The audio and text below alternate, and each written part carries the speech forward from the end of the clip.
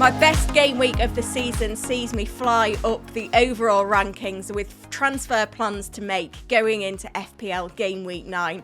Help me get this one to 1,000 likes and subscribe to the channel. Let's get into it. Starting off with how my game week 8 went then, and it was 81 points, which sees me get a significant green arrow into the top 2 million for the first time this season. Mateta was the big return with a hat-trick for 17 points. It could have been 4 as well. He had plenty of opportunities in that game. He's finally delivering given those strong underlying numbers. And Captain Haaland again in the points.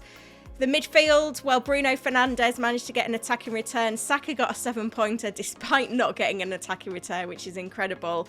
Caicedo found himself benched, though he was an injury doubt. Reinders with a 1-pointer. He's the player that I'm most concerned about in my squad at the moment because he's not delivering. A few early substitutions starting to play on my mind. I made some errors in the defence, though. I benched Estev and Dubravka. Had 19 points on my bench. Would have been an ideal week to play the bench boost. Sells with a 2-pointer. Sean Dyche era, though. Could Sell still come good, potentially. Richards with a 3-pointer, as always, getting those DEFCON points. Gabriel, the big return, with a 12-pointer with that assist. So can't complain. Could have been 100 though if I'd have played the bench boost, which would have been really, really nice. Given that I've not wildcarded yet, the bench boost would have been really, really good this week because it meant when I did eventually wildcard, I wouldn't need to factor in a bench boost. But you live and learn. It's easy to say in hindsight with the Caicedo injury doubt. I never really considered playing it this week. Let's have a look at the form versus fixture charts then going into game week 9. Some big takeaways here. When it comes to the form charts, Aston Villa, what a turnaround they've seen in their season. The fixtures are turning for the worse, but their form is right up there in the top 3, along with Brighton and Man City still taking top spot. At the bottom end, we've got West Ham. 4 consecutive home losses to start the season is a major concern for them. Wolves down there at the bottom as well, and Nottingham Forest.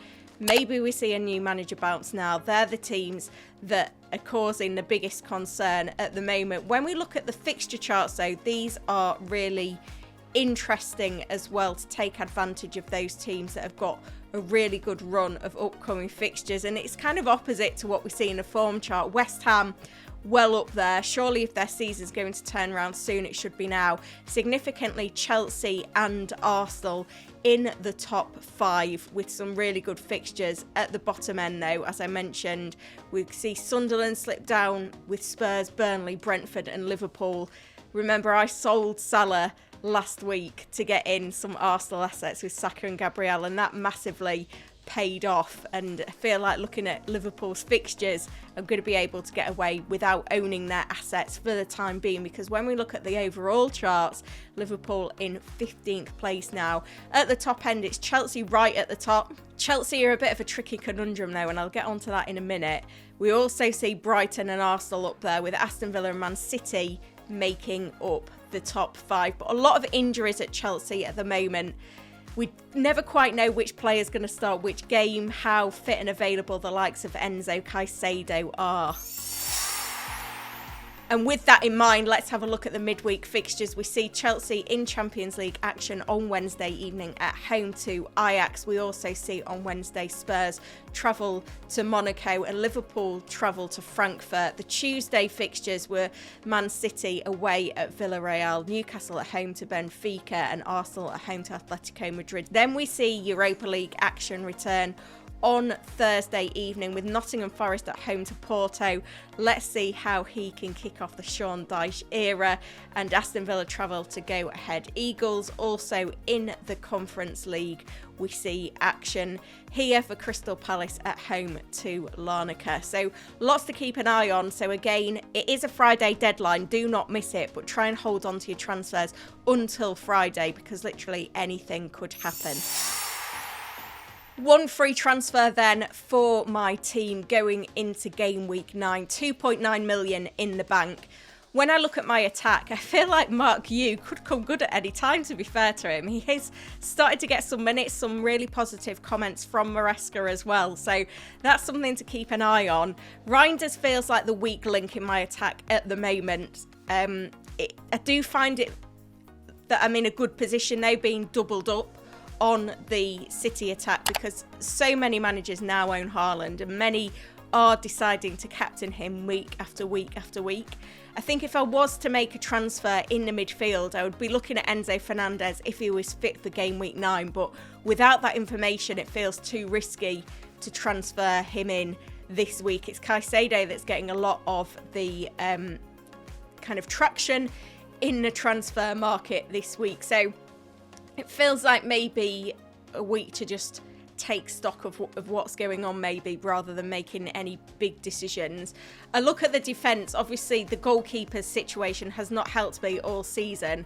Matt Sells, no clean sheets from the opening 8 game weeks. But under the Sean Dyche, could things improve? I've kind of held on to him because the fixtures haven't been too bad, or I've had Dubravka as an option. But under Dyche, I feel like Sells could come good. And that's one of the reasons why I haven't wildcarded. So I'm tempted to hang on to him at least for another couple of weeks. No immediate plans to play the wildcard. In my defence, I now have some players that are doing really well for me. The likes of Chris Richards and Gabriel. I am tempted to make a defensive transfer because it is killing me week after week when some managers are getting 10 points from each of their defenders and I'm not. So, you know, seeing Diouf bench for West Ham, could he move on? I mean, I can afford anyone. I could go for someone like a Timber if I wanted to. It's something that I need to weigh up. Doubling up on the Arsenal defence feels absolutely fine at the moment. It's something that could pay off for me in the long term. So I've got options, but, you know, it is a big week with the amount of midweek fixtures we've got. So I don't want to rush into making any rash transfers, and it may be a week that I roll.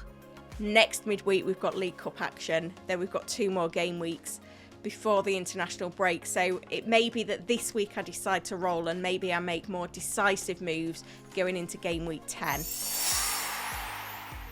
Team selection time, and I think I will play Dubravka this week away at Wolves over Sells away at Bournemouth, because I can't see the Cherries failing to score in that game, but I will of course be keeping a close eye on their performance in midweek, certainly defensively, see if there's any potential for clean sheets under Dyche.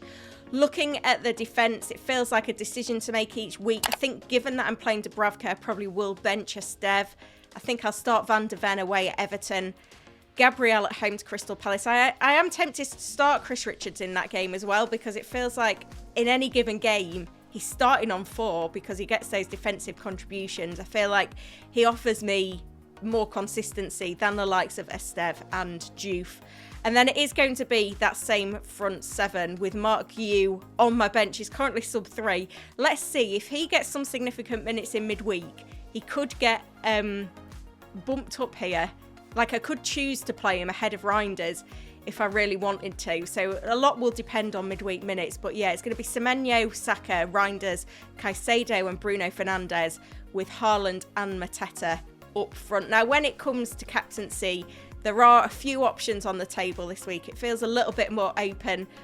Aston Villa away, not the easiest fixture for Haaland, given the form that Aston Villa are in right now. But Haaland is probably in the best form I've ever seen him in the Premier League, even given his very high standards. So I think it probably will be Haaland captain.